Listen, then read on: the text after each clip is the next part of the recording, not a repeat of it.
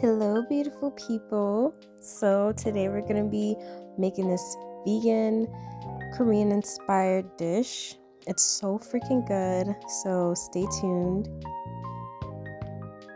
So, there's this really cute kimchi market that I went to today, and we found this really nice bamboo dumpling steamer.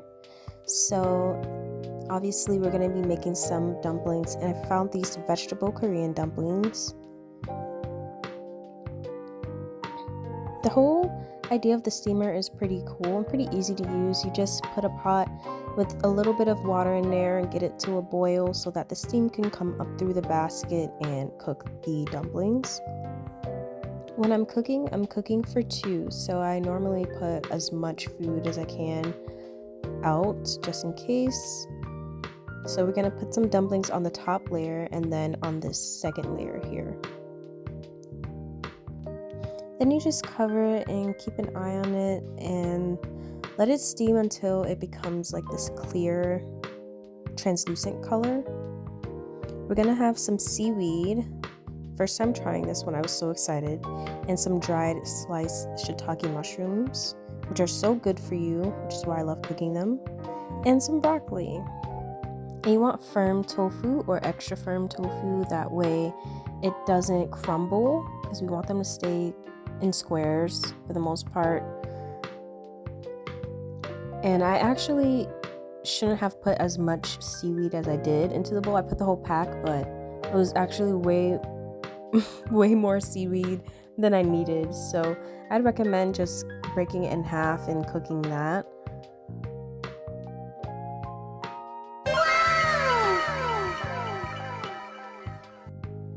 Now for the shiitake mushrooms, since they are dried, we want to give them life again. So I'm just soaking them in some water. I added the bowl on top just to keep them submerged. And now I'm just chopping up my vegetables and the tofu.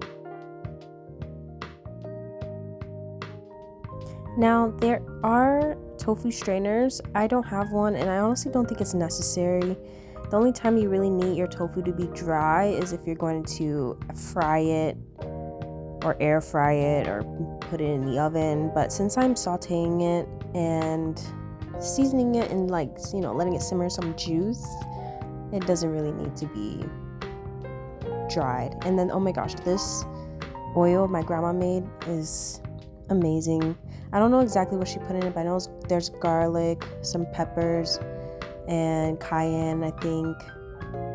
It is so good. It's like a little bit spicy, but delicious. So I put that over the tofu. Now I'm adding in the broccoli and the seaweed. The seaweed's also gonna add like some juice to the pan, so you don't need to add any extra water or anything. But I will be adding soy sauce because it is my favorite thing to roast my vegetables in and to season tofu with. Now my dumplings are all done and they look so freaking delicious. I'm just obsessed with this basket. It's so cute. Now adding the shiitake mushrooms to the pan to cook and season with the rest of the food.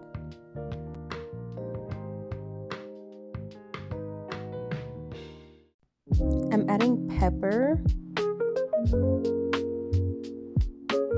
This roast chicken seasoning basically has garlic, onion, salt, and some other stuff in there. And some seafood seasoning. Now you want to go gently with these seasonings because they all have, just the seafood seasoning and the chicken seasoning has salt in it. So just taste as you go. But we're all done, and now we're gonna taste test this food. It turned out so good. I had rice cooked already, so I paired it with that. This was my first time trying seaweed, and it takes a little getting used to the smell because it smells like it's straight from the ocean, which is interesting, but it tastes really good actually. So I definitely would try this again, and let me know if you're gonna try it yourself.